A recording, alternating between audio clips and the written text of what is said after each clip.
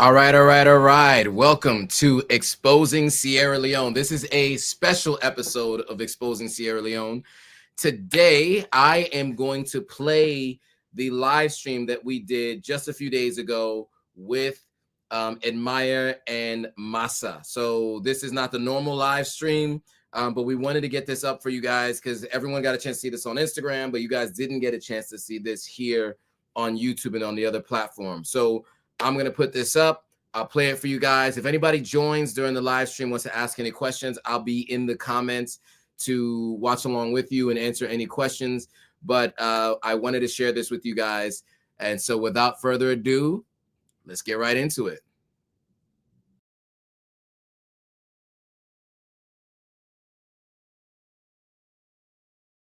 Journalists and various guests sometimes.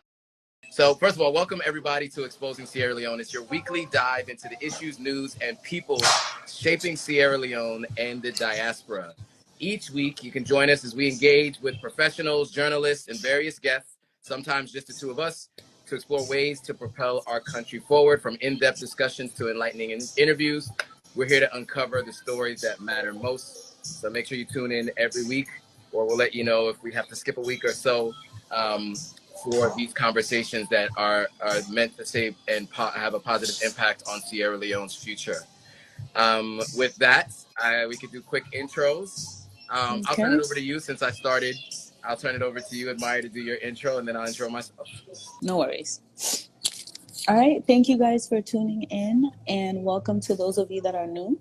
My name is Admire, and I'm the founder of the Sierra Leoneans Killing It page. Basically, I feature Sierra Leoneans who are killing it positively in our community, and I'm also a licensed cosmetologist specializing in cornrows, box braids, and healthy hair. I'm based in Atlanta, Georgia. So if you or anybody you know likes braids, wants to get braids done, I'm your girl. Awesome. And of course, my name is Joe Hatagwa. I am the founder of Authentic African. The platform is meant to connect Africans and on the continent and in the diaspora. And my goal is to help people who are living abroad visit, move, and or invest on the continent of Africa. And so together we and I'm also Sierra Leonean American. I do live back in the States now. Just recently came from Sierra Leone and Ghana, where I met up with our guest, Masah. Before we bring her on, I would love to do kind of a brief intro. For those of you who follow Authentic African, you might remember on a number of occasions, Masah and her sister Kenye have been on the Authentic African platform many times before. We did everything from, interviewing them and their move to Ghana, to talking about that show, Young, Famous, and African, season 1 and season 2. We would do reactions to the show. We talked about other things happening on the continent. I think we've gone live maybe 7 or 8 times. So this is the first time where we're talking to Masah solely and getting a little bit more about her story and her experience. And so before we do, let me just do a quick intro. I got this from her LinkedIn, so let me just kind of read it to you.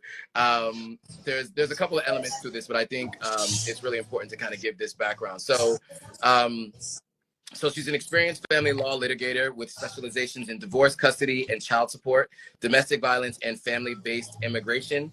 She's the founder of the Foray Firm, with locations in Chicago, Illinois, and Houston, Texas. She's passionate about family law, including complex child support, alimony, maintenance, custody, father's rights, visitation, and divorce. As one of the National Black Lawyers Top 100, the National Bar Association's 40 Under 40, American Institute of Family Law Attorneys 10 Best Female Attorneys, having practiced for more than 15 years, having chaired the family law sections of the Cook County Bar Association, having chaired the Black Women Lawyers Association Small and Solo Firms Committee, having chaired the Illinois State Bar Association's Racial and Ethnic Minorities and the Law Committee. And she served on the board of Illinois State Bar Association, the Black Women Lawyers Association, and she co-founded the Black Bar Association of Will County. She's written the New Illinois Divorce, 10 Things You Should Know, being a first-generation American and the child of immigrants. She's had she's been fortunate to have been hired by some of the most, or sorry, been raised by some of the, hired by some of the most loving mothers and fathers, and she's passionate about helping people. Also, you guys might remember previously she had Freetown Chop House, which everybody loved. She has launched a clothing line and clothing business in Ghana called Bintumani. We're going to talk about that. And also, she has built a couple of homes on the continent of Africa. And more recently, she's working to establish the AKAs in Africa. So without further ado, we should bring on Masah Samforay. What's up, Masah? How you doing? I'm well. I am here in Chicago. Let me try to situate this. Okay, you're in Chi-Town. Okay, I was just about to I'm in ask you where you are. Mm-hmm. Okay, Surely am. so I did that intro. I mentioned all the things that I didn't even know that until I just read your LinkedIn. First of all, I All didn't know that until you read my LinkedIn. the all the things. See. So you and we've gone live many times before. We never talked about your life as an attorney. So obviously the page that you're joining us from is Legally Masah. So we do want to touch on that a little bit. Can you talk a little bit more about what you do with Foray Law, and then we'll get into Bintumani and some of the other things that you're doing and all of that. Okay, so hi everybody. Unakushe. I am I'm a family law attorney. I'm a matrimonial litigator. So we do divorce, custody, visitation, child support cases, and anything tangential to that. So I was a domestic violence prosecutor in the Chicagoland area for a few years before I went into private practice and started doing family law. So as a domestic violence prosecutor, I prosecuted criminal sex abuse against minor cases, domestic battery cases, violation of order of protection cases. And so I'm a litigator, meaning I go to court, I do trials, I do hearings, but I'm a litigator who focuses on family law. So all the baby mama drama, for lack of a better term. Okay, cool. And and so you practice in 2 states, or your law firm is in 2 states, right? So Chicago, Illinois, and in Texas, Yep. right? I actually shut down the Houston office last year after 3 years in Ghana. I managed to be in multiple locations in the U.S. And so I decided to focus on my hub, which is Chicago. That's where, uh, the majority of my practice was. And I shut down the Houston location. May open it again, may not, but likely not. In actual fact, that's so interesting, like sitting here talking about the law, because I feel like it's the life I used to live before moving to Ghana. And now, since moving to Ghana, my entire goal has been to retire. So Right. that is my goal. It's my New Year's resolution again, is to retire after nearly 20 years of practicing. So let's talk about that. And I know you got a couple of questions. I just wanted to get I some was of just about to say I have a follow-up So question. go ahead, and go for it. That's amazing, by the way. Oh, thank you. What made you want to get into law? Um, because I needed something to do. I realized probably by freshman year, Hmm. chemistry, that medical school was a joke for me. It was never going to happen, or at least it was going to happen over a lot of blood, sweat, and tears. And I am a natural born attorney. And so when I sat down and I took stock about the classes I was most interested in were the arts and not the sciences. And so,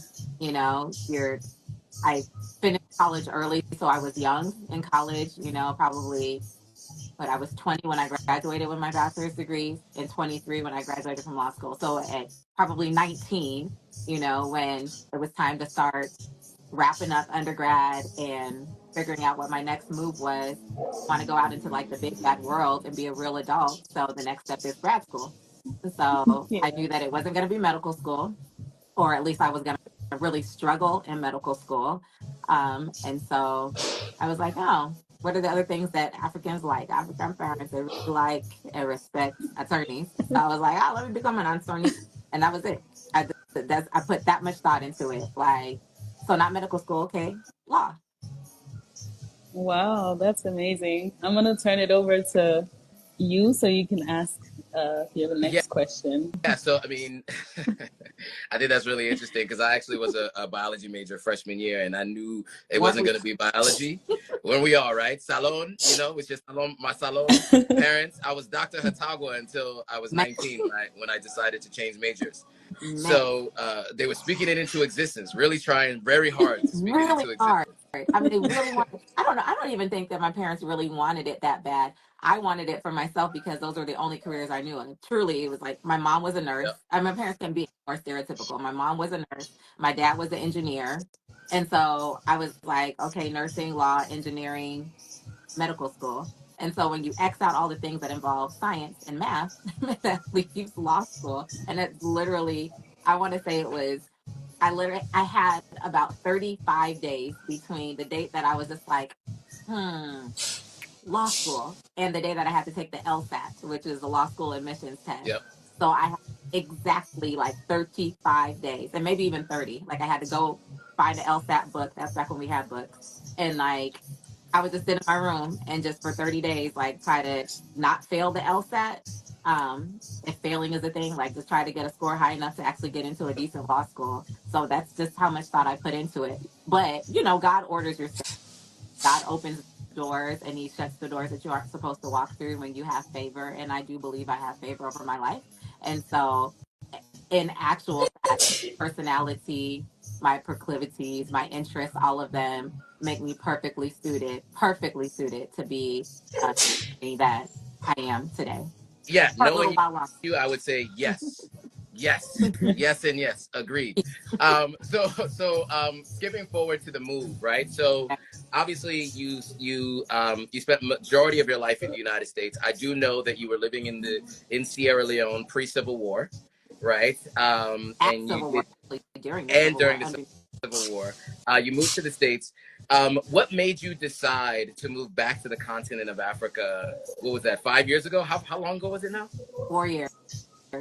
4 years. So what made you decide to move back to the continent, and why Ghana? Oh, goodness. Um, isn't that the question every Sierra Leonean wants to know? I just, you know, for so the reason why Africa is a multi-layered question, and I've had to unpack it because I never considered Africa. It was just a place where my family lived. It was just a place where I would go and visit. It was a place where I was in school. I went to the Annie Walsh Memorial School. If you know, you know. If you don't know, I know what to tell you. So, like, it was just a place that I went. It was a place that I'm from, but it wasn't my future as far as I was concerned. And so, there was never a thought in my mind that I would retire back home or that I would go back home, especially at this age, or that I would raise my children on the continent of Africa. Because if not Sierra Leone, then where? I mean, Right. couldn't be another place. So, if not Sierra Leone, then where? And so for me, I would say I was living in Houston when I opened up the office in Houston. I needed to go there so that I could build relationships and get to know, my colleagues and that sort of thing. And so I was living in Houston for the last 2 years before moving to Ghana. And that was my first time outside of Illinois or Indiana, right? And so moving to Houston in 2019, then COVID happening, and then George Floyd happening really made me take stock of my life. Mm, When George Floyd was killed, when he was murdered in Minneapolis, of course, they brought his body back to Houston, and I took my teenage son there for the viewing. Like I took him to the funeral. We went to the funeral. We walked, stood in line for 3 hours, on a line that went for like a mile long or more, and waited our turn so that we could walk past his casket and see his casket. And between that happening and then being in the Trump election cycle where we're stuck in the house, my mother was staying with me at the time. Um, and the news cycle was on nonstop. African parents with their CNN and their BBC and it was nonstop Trump like coming through my television all day long. And then going through that very first COVID Christmas and the first COVID Thanksgiving, and then looking online and I'm like, is Africa still outside? See Mm-hmm. me suffering. And like, are my cousins on the beach right now in Freetown? Like, what is going on? So it was like all of those things all combined, all happening at the same time. George Floyd died in the summer. I took my son to the funeral. Trump wouldn't shut up talking, coming through the television. And then we had a miserable, lonely Thanksgiving, just me sitting here looking at my kids, looking at my mom, I was sitting there like looking at ourselves, like trying to make the most of being locked in a house, you know, in Right. Houston. And then as soon as the borders opened, I wanted to go anywhere. I didn't care where the plane was going to take me as long as it had sunshine and it was outside. And so as soon as the borders opened, which was again around October, November of 2020, my sister, who had just gotten back from Year of the Return in Ghana, so she Mm-hmm. was there for the height of it in December 2019, and got back, and within 2 weeks, like it was COVID lockdown. So that was her last memory of outside, Mm-hmm. and she lived her best life. She's one of those that like extended her return trip back 2 or 3 times Sure. and didn't want to come back. And then she ended up coming back. It was like immediately COVID. And she was like, oh my God, if I would have known, I would have just been on lockdown in Ghana instead of coming back to be miserable in the US. So those three things happening at the same time really made me take stock of my life. Like if I'm going to die, if it's for death, like let me die in Africa. Truly, it Mm. was just this simple. Like, if I'm gonna die, let me die in Africa. If this is the end of the world, let it be the end of the world. Like back home with friends, back home on the beach, back home with like jollof and heat and sunshine and palm trees. I'm not gonna die here in a lonely house, looking stupid here alone on the holidays, locked in a house, listening to Trump all day. That was it. And when I moved, I didn't tell anybody. To this day, there are many, many people who still think I live in Houston. Um, many, I'm talking about judges that I practice in front of regularly, like the colleagues that I have. There are many, many of them who still think that I live in Houston because I couldn't make a big announcement because number one, I didn't know if it would be permanent. Number two, I figured, you know, eventually this working remotely bubble was going to bust and we'd have to go back in person. And if Africa didn't work out for me, I wanted to leave quietly and come back quietly and nobody to ever know where I had been zooming in from for, the past several months. So that was 4 years ago. It was 4 years ago and, we're still remote and I'm still living in Africa and I love it. So that's the long-winded answer to why Africa. It was just because there was a burning desire. I As soon as the borders opened, when I was like, girl, let's go to Jamaica, let's go to Cancun, let's go to DR, let's go anywhere. My sister was like, I don't know where you're going. I'll be going back to Ghana. Mm. So you can come if you want to. And then me as a Sierra Leone, I was like, girl, what? That is crazy. Like, it's been a whole epidemic, like, or pandemic. Like, why would we not go home to go see our family? And she was just like, again, you can go to Sierra Leone. I will be going to Ghana. And so she convinced me to get on a plane and go to Ghana. And getting off the plane in October and then coming back and being locked down for Thanksgiving and being locked down for Christmas. Mm-hmm. By January, we had gone again. And by March, we had gone again and moved. That was just that fast. George Floyd dies, election happens. Sister, like borders open in October. My sister was like, I'm going to Ghana. I got to get up out of here. I got to take a break. I'm going to Ghana. We go to Ghana in October, come back. This is a long way, but I have to tell this story. I come back to the U.S. We just go for 2 weeks, like just to be outside, be in the streets. And we were outside and we were in the streets in Ghana in October 2020. Come back to the US and I was like, man, that was lit. Is it that was I too like young or broke or poor like to really enjoy Sierra Leone before? Like, is it that like there are amazing things going on and like I would have this same exuberant feeling if I were in Sierra Leone? And maybe I need to give Sierra Leone a chance. And it's not just Ghana or somewhere else in Africa. So literally in November, we then get on a plane again. Mind you, this is a pandemic, and my parents are like, they already just like, what is this? You're getting on flights, you're going here and there. I'm a single mom. I was leaving my kids at home. It was crazy. And there's just something in me. I was like, I have to be in Africa. So go for 2 weeks, come back for like 3 weeks, go to Sierra Leone for 2 weeks, come back for a month and a half, pack my stuff. I had a fire sale on Facebook. like neighborhood. I mean, literal garage sale with my garage door open, sold everything that didn't sell that I had to have, including my vehicle, put it on a shipping container, and me and my children and my sister and my mom were on a flight to Ghana by March of 20. That's just how quickly it happened. It was like a burning, burning, burning desire to go to Africa, but specifically to Ghana. Because I realized in doing those two back-to-back trips that there are just things in Ghana that make me comfortable that I can't get in Sierra Leone. Yeah, Do you want to I follow love up on that that, though. Maya? Yeah, I love how bold you just got up, you had the urge, and you just knew what you wanted. You listened to your body, your spirit, and I feel like although I think to each their own, like wherever you feel comfortable. Ghana, it doesn't, you don't have to be in Sierra Leone if Sierra Leone isn't comfortable for you. So I don't think there's any issues with that for me. I know some people have their opinions like, oh, na salon they born you, I make it in Ghana. Like, okay, but is it your business?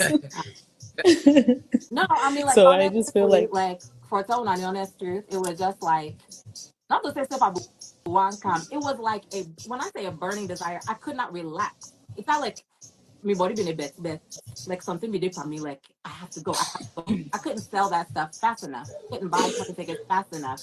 Honestly, I feel like it was my ancestors draw me back to the continent. Like they wouldn't let my spirit rest. I don't know how to describe the way I felt from Oc- October when we got back. So let's say October the 15th to the day we were on our final flight, right? So not the flight in November to Sierra Leone, not the flight in January back to Ghana to assess the mm-hmm, situation and look at it from a viewpoint of, okay, I could move here, but I have children. They got to have a school. I got to have a driver, need to have a nanny, need to have all these things sorted out. Like I'm talking about the final flight. That's when finally me are cool. Finally, I was like, okay, I'm in the door. I'm Real quick, there was a question from Tim Black here, and he was asking, wait, how is going to take her son from regular contact with his father, and how can women just do that and men can't? So to be clear, just really quickly to answer this question, just so in case that question came up and people didn't see that, I do know personally that in this particular situation, her son stayed in the States. He was closer to the age where he was going to finish high school, and he stayed in the States, and he actually had regular contact with his father. Her daughters, who still had regular contact, but her daughters came with her to Ghana, and so I hope that answers that question. But they have a system that works because she has the ability to fly back and forth, etc. But since she's not here to answer that particular question, I'm just answering that particular question because it came up. It's in the comments, and I'm sure other people would see it, and I didn't want you guys to think we were ducking that question. But this is a replay of a live stream we did on Instagram on Sunday. So her son, it does answer the question. Oh, okay. Good. So this is a live stream that we did on Sunday. So I'm just playing back the live stream for those of you who didn't get a chance to see it, because there were some people who wanted to see it and were on YouTube and didn't get my quick reaction right after, because I ended up on the phone for about 3 hours right after and then going to sleep right after that. So because I had just gotten back into town and I was jet lagged. But anyway, I'm going to go back to the live stream. But if there's any other questions, feel free to ask those questions in the comments. I'll answer whatever I can. And then, but if you have any questions, feel free to add them. going where I'm supposed to be in life and I could finally relax. So for me, it's not a matter of whether or not Ghana is home. I'm 100% Sierra Leonean. I'm not mixed. I'm 100% Mende. Like I'm Mende since the beginning of the Mende people. Like so, I don't feel Ghanaian at all. I don't feel Ghanaian. I actually don't even. I don't feel Ghanaian. Let me just. I don't feel Ghanaian at all, and I would never confuse myself with the Ghanaian. Nanny is Ghanaian, housekeeper Ghanaian, Sierra Leonean. You know, all the food we eat is Sierra Leonean. We speak nothing but Creole in the house. Like the workers that are around me have all been, have all immigrated from Sierra Leone. So I have just insulated myself with Sierra Leone, but Sierra Leone with like 5-star resorts, you know? Yes.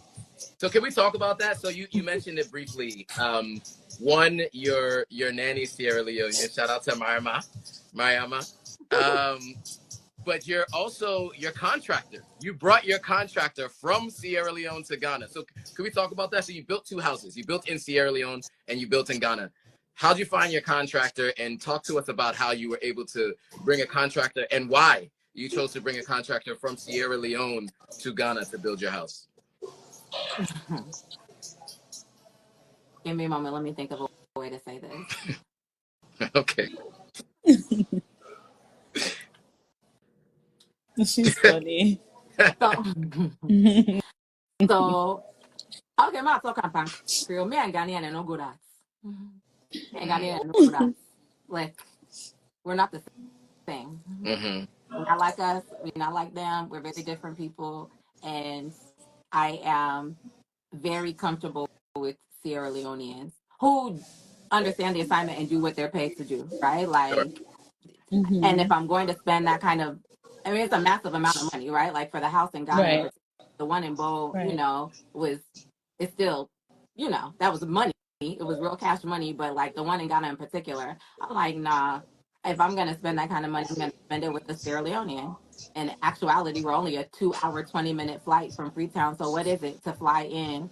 You know, it wasn't just the contractor, and he's actually an architect. He's a trained architect. Shout out to Brom Tech.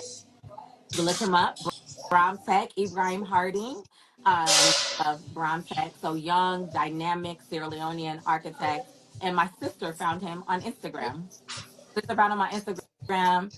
Nobody in my family could vouch for him. You know, my dad was just like, you people these days, I'm on the ground here and you should be inquiring about who I know, who has built with different people and who we can trust. And but I was like, his stuff seemed legit, Daddy. Like I'm just gonna give him a go. And so we tested him out on the house in Bo, because I'm like, if things go wrong in Bo, there's always another contractor, who can fix the situation in Bo.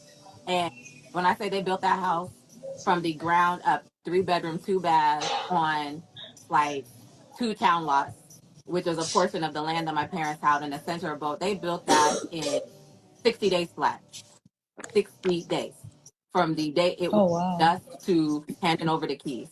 So after that, literally like I want to say 45 days later, they were on a plane, him and his whole team. It was like 7 of them. No, not a plane. He came by plane as the architect. He came by plane. Everybody else drove to Sierra Leone. I mean, drove to Ghana from Sierra Leone. They were all packed inside of a vehicle and drove to Sierra Leone. And they were there for 90 days.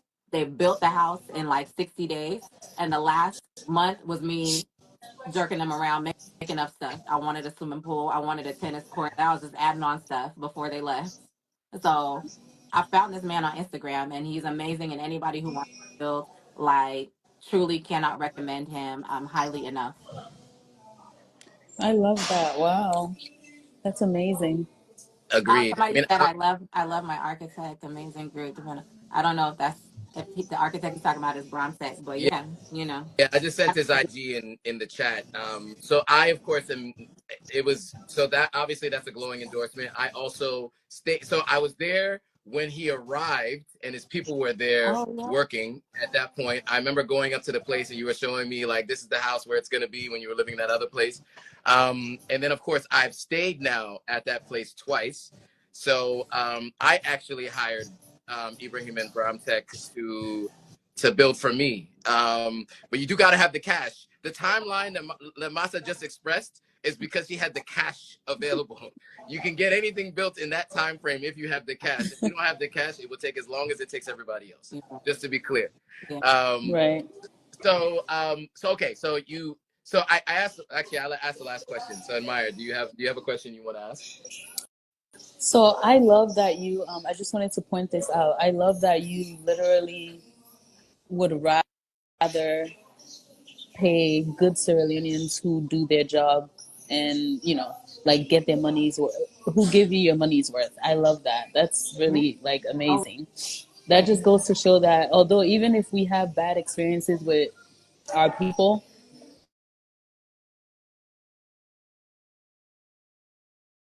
good ones. Some of us are good, and I would like hiring people, having staff. That's amazing.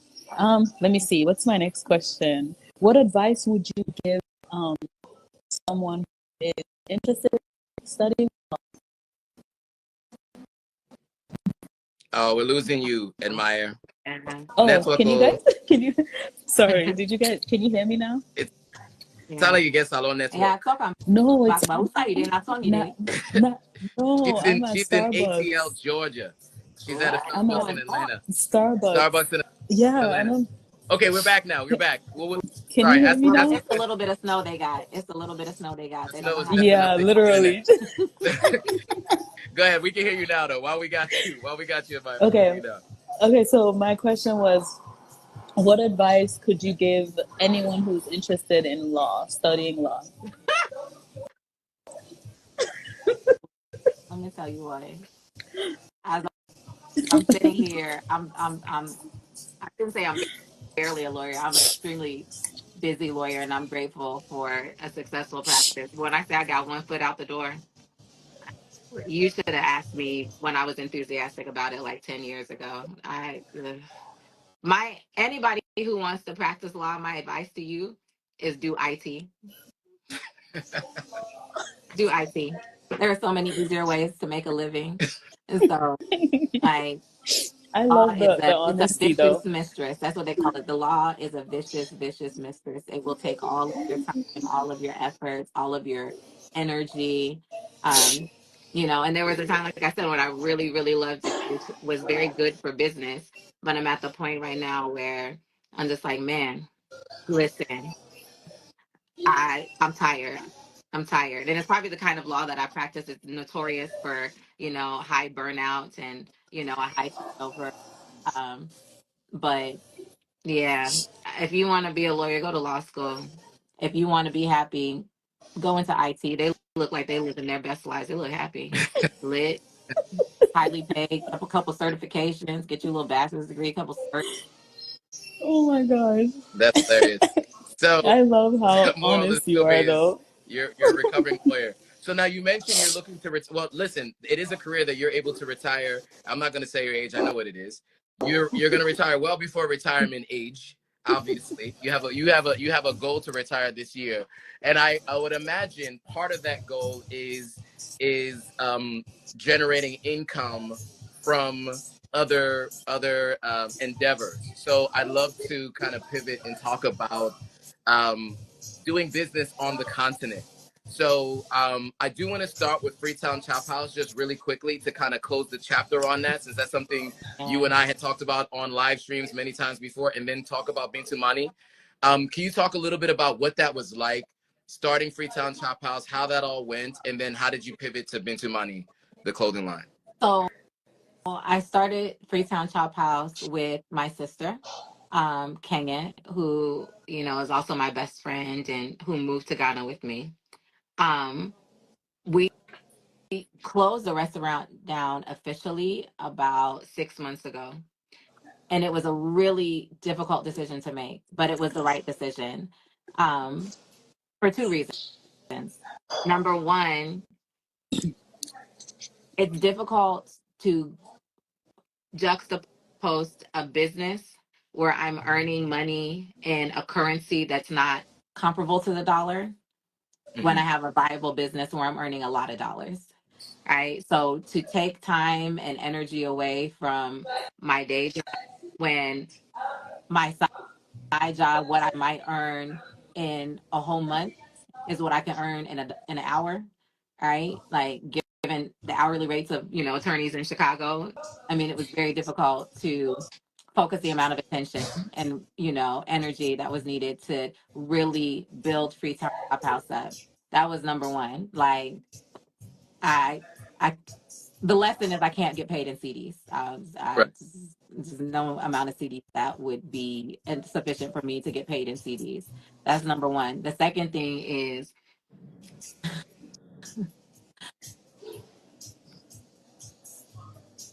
Ghana is very welcoming to African Americans in the diaspora. Hmm. Very welcoming to African Americans in the diaspora. I think that the experience for many Africans, Black Africans living in Ghana is comparable to the experiences that we've heard about Black Africans living in South Africa. Right. And it is a very difficult place to make inroads concerning anything that doesn't have. So we found that Ghanaians were very closed off to like trying, Sierra Leonean cuisine. There was one in particular that said that he, eating any non-Ghanaian food made him ill, and he meant that truly, Hmm. genuinely. Like, had to beg him, like, we'll just give you, just take some cassava leaves for free, Right. and upgrade your life, like just Hmm. it took a lot of convincing and educating to like get Ghanaians to be interested in even giving it a try. And we did convert some, um, and we did have a lot of loyal Sierra Leonean customers, but there just aren't enough Sierra Leoneans in Ghana who eat out on a regular basis for them to be the sole focus of a business. Um, Got it. yeah. And then the third thing, actually, there is a third reason why I think Freetown Chop House like had to close. Personnel. There's a big cultural difference between me and the way that I operate and the African staff that I was hiring. And mind you, we have brought in all Sierra Leonean staff. We have moved them to Ghana. We were housing them, of course, paying their salaries, all of that. It was a big cultural divide. I realized that when it comes to business, I'm a lot more American than I am African. And I don't have time. I don't have time.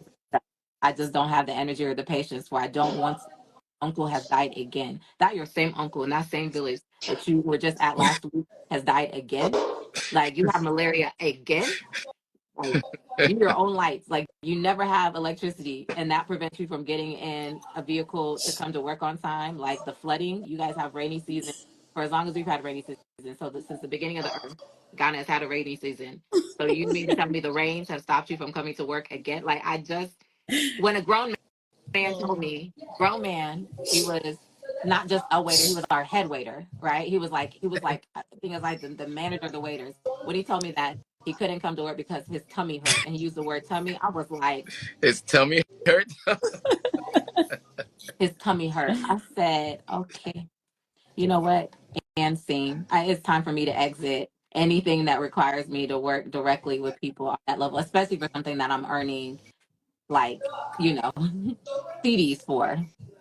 I'll take a hassle for $1, right? I've been hassled for 20 years for $1. I'm not going to be hassled for and have any kind of aggravation to earn CDs. Yeah. Got you. I love the honesty though. Yeah, so I think it's important to hear the stories, right? I mean, Freetown Chop Yeah. House. Freetown Chop House was a Sierra Leonean who visits Ghana's favorite, right? Everybody who I knew was like, I heard about this Freetown Chop House. That's your homegirl, right? Can you tell me where it's at? I'm gonna go. Everybody was always going, but I understand that, obviously that's a limited number of people. Yeah. So to move on to with the pivot, right? So obviously I've seen, you're wearing it, I presume today. And I saw a bunch of people with it on at the AKA events. Can you talk a little bit about Bintumani, how it came to be, and what you do? So Bintumani Boutique is, you're going to hear the theme is always me and my sister, me and my sister, me and my sister. Very much attached at the hip. So my sister Kenya and I founded Bintumani Boutique in 2020 when we came to Ghana. It was something about that first trip and it wasn't my first time to Ghana, but it was my second time and the first time in like over 20 years. So coming to Ghana for the first time as a grown woman and looking at Africa through the eyes of somebody who realized that America was on the decline. Mind you, when we came, that was the point in time. Again, not only was Trump in the election, and so America just seemed like the ghetto just based off of Trump. Y'all here stepping on necks of black men, it's automatically the ghetto, two thumbs down. And then bodies were still piling up in the morgue in New York. Like, do you remember not even in the morgue? They were like in ambulances outside of the morgue in New York. Like, so that was the time period we're talking about where I'm just like, Yeah. America I never thought I would live to see the end of a civilization. Like America is the ghetto, and they are on the beach in Africa. So going to Ghana in October and being on the beach is like for me like that's like the pinnacle of life. It's like anything that involves a beach and sunshine. And so going to Ghana for that first time in October, as soon as the borders opened in America, and looking at how people were still out here selling and they're moving and shaking. And then there was a large shift in Black consciousness in America. The entrepreneur in me opened up my eyes to start thinking, like, you know what, I need to find a hustle here. Like, I need to find out like what's moving and shaking with like all these things that they're selling in the market and like what's good with clothes.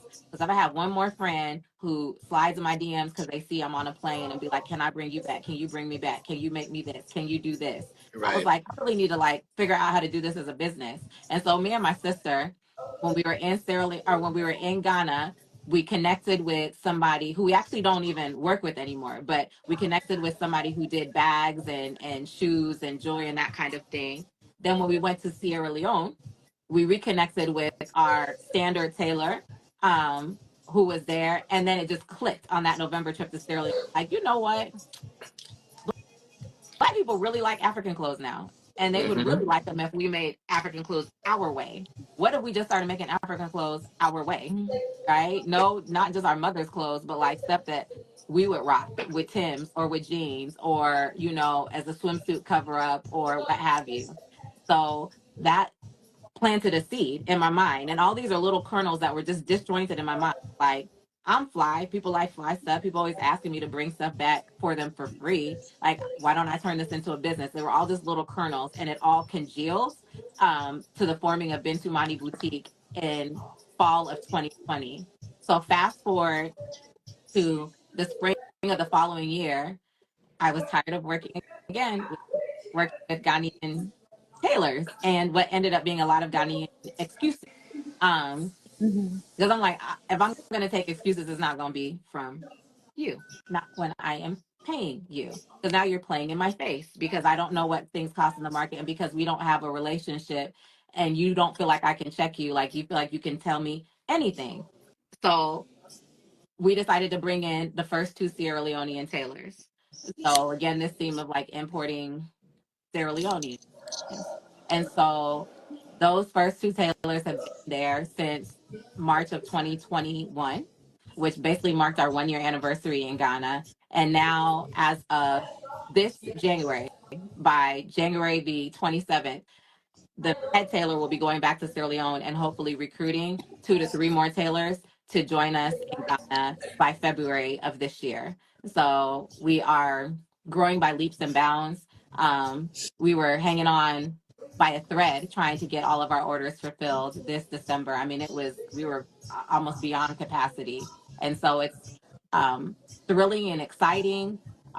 My sister and I come from a family where our mother was a fashionista. Like, Auntie did not come to play. Like any function, any reason to have some lace on, Mm-hmm. any reason whatsoever. Like her auntie's cousins, schoolmates from way back in Hartford schools, like nieces, best friend was getting married. My mom is there, like in the Astro B. So that's like how we grew up. So we really grew up with a great appreciation for beautiful things like fashion and being in Africa and seeing all of the talent and seeing how much people are willing to pay for it on this side of the ocean and having the ability to traverse business and economics on both sides of the ocean just makes Bintumani Boutique like the perfect business opportunity for us. There you go. It's amazing. Yeah, go ahead. Someone asked a question in the comments section. They said, "Do you recruit tailors from other countries as well, or just Ghana and Sierra Leone?" We don't recruit any tailors from Ghana. We use the tailors from Ghana when the tailors from Sierra Leone are beyond capacity. Um, And that's just been my experience. I'm not speaking on behalf of like all Ghanaians in every sector, but I can tell you the ones that we've hired for different projects, you know, I'm talking about subcontractors on, you know, building projects, not just my house, but other building projects in Ghana. The ones who worked at the restaurant, like the ones who we were using originally as tailors, like it just has not worked out. And I don't know what the cultural divide is. Um, Yeah. for us for me to be able to work effectively with Ghanaians, but it hasn't worked out. At least Salomon and like we're in our Sausef. Like Yeah, watch us that's we're in our true. Sausef. Like so Right. it's Yeah. just a better situation. So 100% of the tailors are from Sierra Leone, and until further notice, 100% of the tailors will continue to come from Sierra Leone. Yeah, good Yeah. point. I mean, and Okay. you mentioned a couple of things I think are really good to call out. So number one, I think culturally we're very different from Ghanaians. Mhm. That was the experience I talk about a lot. As Sierra Leoneans and Nigerians are more simpatico, right? We're And more like, abrasive and aggressive in our communication. Ghanaians tend to be more docile, and Ghanaians are known to be risk um, averse, yes, confrontation risk adverse. averse. Yes, exactly. Yeah. So a Mhm. good point. And then also I think another thing that you mentioned outside of the differences in cultures, you also mentioned your client base. I think that's a really important thing. Something that doesn't come up a lot is Thank you. the challenge that businesses have when you're funneling money from the United States to run your business, but you're getting paid in the local Yeah. currency. And so that was a really important point, how, Freetown Chop House, because it was on the ground, people are paying in CDs versus now your client base, your customer base are diasporans who are paying in dollars, right? Yeah. Um, so I think that was just a really important point. I wanted to call that out for those that are listening, because I think, there was a lot of good gems in there, but I think that was really important as someone who's had a business on the continent and have gone through these challenges. And Maya, you wanna take it over? Yes, I have one last question for you. Um, how can we Sierra Leoneans support you?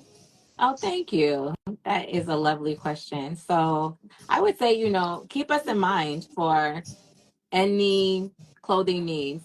The tailors that we work with are, well, they were the best in Sierra Leone and now they're in Ghana. So, Yeah. but everybody is just, one phone call away, one WhatsApp away from working with us. You can follow us on Instagram at Bintumani Bespoke. Our Instagram page was managed foolishly by me and my sister, and we, don't really have the capacity to keep up with it. So we've just hired a social media manager to take over. So it'll be a lot more active and really show the work that our team is capable of doing. But to support us, it would be to just keep us in mind. Most of our clients are in the US. And so, if most of your listeners are in the US and you need outfits for anything, and let me be very clear, it's not just African outfits, it's not just your Astrobes or what have you. I'm talking Hmm. three-piece business suits, right? Like I saw people who are in like law and the government, and we make clothes for everybody. We make um home goods like curtains, bedroom sets, all of that, everything, throws, throw pillows, all of that. So our tailors can do anything. They can basically replicate anything. And we can, if you don't have a design in mind or you need to sort of overhaul your fashion, then that's where my sister and I come in.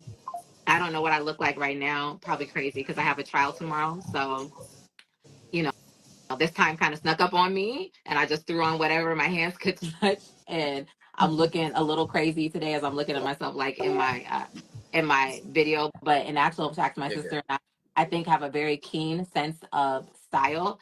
And we most importantly love doing this work. So the way that Sierra Leoneans can support us or any of your listeners can keep us in mind. Prom Got dresses, it. Astro B, three-piece business suits, clothes, mommy and me, daddy and me, your holiday pictures, your girl, your daughter's Easter dresses, any of that. Like, keep us in mind. We will make it for you exactly to your specifications. We do online Zoom measurements and walk you through the measurements in a 15-minute session. You tell us what you want. We go to the market, we source it for you, and Yeah, you'll have the items delivered in a timely manner every single time. We really, really pride ourselves on that. We will not be the running joke of African tailors who disappoint. We are delivering with precision every single time. So that's how you support us. that's amazing. And everything you've been doing, like, that's like, I'm proud of you as a Sierra Leonean. We are so proud of you on this platform. This is what we love to hear, stories like this. Make sure you guys follow her. Her Instagram, her personal Instagram is legally Masah. I've also pinned her business page. Make sure you guys follow both pages and support. Una do how we sister say for support, and so you already know what to do. But that's it for me. It's been an honor. I can't wait to meet you. I know Joe told me about you and your sister, and but yeah, I can't wait to come to Ghana, Salon, wherever we're gonna link up to meet you. Definitely. It's a pleasure to be formally introduced. I love everything that you guys are doing it with Sierra Leoneans killing it. And I think maybe I follow your personal page as well. Um, Yeah, and I think we might have like spoken a little bit like before. we did. Yeah. Yeah, I remember. I remember. So I remember the dimples. Fine, yeah. Sorry, I'm moving around because they can't close Starbucks. So I'm trying to move to get out of here. But yes, make sure when I follow sister, you guys see her pages. Um, follow It's her, and we free. can't wait for the launch for the fits and the salon garments, all of it, Yes. materials. Yeah. Oh, I see somebody here. Somebody's talking Kika Moonlight. Can I highlight that? Like talking about get your materials from Nigeria. Yes, I know. I know the materials are a lot like expensive. My sister and I have been planning on coming to Nigeria just for shopping. In the meantime, you know, I've been going to Dubai to get some fabrics, but I really want to I want to dibble and dabble in Lagos and see what's up. So soon come. Shout out to Kika Moonlight, who is a Nigerian who moved to Ghana recently. I think she did. She's been following the platform for a while. So shout out to her for supporting as always. Coming up, Sierra Leone. Uh, well, that admires the streets and Sorry, y'all. Atlanta Sorry. streets. Um, It's so Sorry, the sound started getting cut out there, but you guys got a chance to see that interview we did on Sunday with Masah. So Miss S is in the building. Shout out to Ms. S. Said, how can we contact you, Masah, for garment manufacturing? So the page I did put here in the comments, it's Bintumani Bespoke. I have it here in the comments. It will also be in the description here. So yeah, definitely check them out. This is what the page looks like. So, you can screenshot it. Let me just really quickly present my screen so you can see the tab. That's it.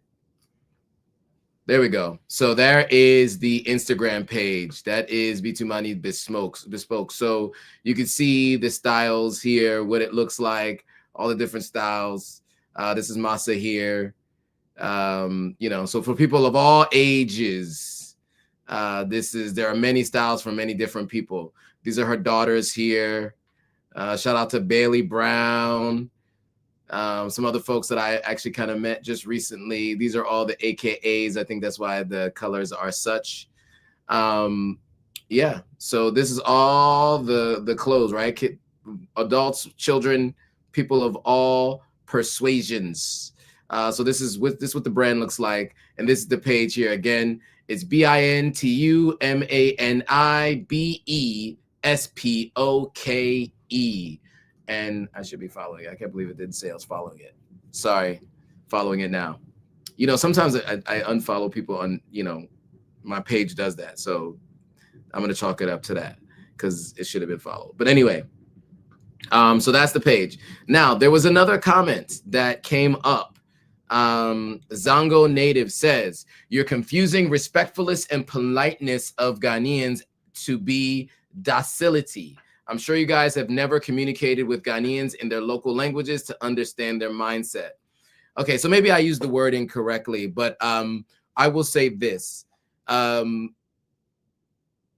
There are countries that are more aggressive in tone than what I've seen in Ghana. So you're probably right. Maybe if people are speaking in Tree or Ga or any of the other local languages, they may be more aggressive in tone. But when English is spoken, it's much different. And when there are disagreements at work, I know that all my Nigerian counterparts had to be corrected by human resources on many occasions because of how they were communicating with Ghanaians in office. And I myself have picked up a little bit on how we do things in Sierra Leone, and I found that it was not successful in terms of how to communicate with the Ghanaians that I worked with. So I worked at Jumia. For those of you who've lived in Ghana, you know, if you know, you know, or lived in 11 different countries in Africa. There's a company called Jumia. They call themselves the Amazon of Africa, publicly traded on the New York Stock Exchange, the first African tech unicorn. I worked as the head of advertising for about a year, from 2021 to 2022. And so I worked up close and personal with many different Ghanaians of different tribes. And so in my experience, I understand the communication to be different amongst Ghanaians versus Nigerians or Sierra Leoneans. So that's all I was trying to get at with that particular statement. It wasn't meant to be disparaging. It's actually kind of a compliment. It's just a different way to communicate. But Jesse says, Ghanaians are definitely some of the most peaceful and polite folks compared to Nigerian and other West African countries. Yeah, I mean, you know, other countries tend to be more aggressive in their communication, and specifically, I would say Sierra Leone and Nigeria. And it really doesn't really matter what tribes you're from in general. We're just a little bit more aggressive in how we communicate. So, I mean, of course, there are exceptions to the rule. I remember watching Shatta Wale on an interview one time, and I don't know what he was saying, but he was very aggressive. So I hear that some people are, but and from the most part, I mean, if you talk to Ghanaians, that's one of their complaints about those other folks, Nigerians or Sierra Leoneans, mostly Nigerians, they have complaints about, but tends to be the abrasive nature of the communication. So that's all I was getting at. It's important to know how to communicate with the groups that you're dealing with. And you cannot bring your preconceived notions from other parts of Africa to Ghana. Just like you can't bring preconceived notions from New York to Atlanta or from Canada to New York. Just pick a part of Canada. You know, it's the same way. You know, I was thinking this is West Africa. We probably are very similar. And what I found was I had to find a new way of operating when I was in Ghana versus the way I operated when I was in Sierra Leone. And so I have two different ways of operating in those two countries, although there are a 2-hour and 20-minute flight away from each other. So that's all we were saying, is that there are differences in the types of communication. And Masah is just more used to communicating with Sierra Leoneans and doing business with Sierra Leoneans under her employ versus with Ghanaians. And so that's where she struggled to make that connection. So that's why she hired so many Sierra Leoneans for her business. Okay, cool. If there aren't any other questions, I know this was an out of the blue live stream, and I appreciate as many of you guys who came on the different platforms. I think we got people on YouTube, we have people on Twitch, and we have people on Facebook join this live stream. I wanted to just make sure this lived on YouTube, Twitch, Facebook, so that you guys got a chance to get this content, because we did do a live stream on Instagram on Sunday, and so we just didn't get a chance to get this out to these platforms that are getting a chance to watch this now. So you'll see clips from this, and then we are going live again this Sunday, the 19th. We are going live with we'll save that for later, a special guest, and we're going to talk about the new pathway to citizenship that has just launched for Sierra Leone. And then next Monday, special guests, we're going to figure that out. One of two particular potential special guests that we have next Monday on my personal live stream, the Pan-African Perspectives, that is just on Authentic African alone. So if there are no more questions, I want to thank you guys all for joining and watching on this special edition of Exposing Sierra Leone. You know, we normally do this on Sundays, but you guys got a chance to see it on a Thursday. So with that, guys, thanks for watching. See you all on the next video.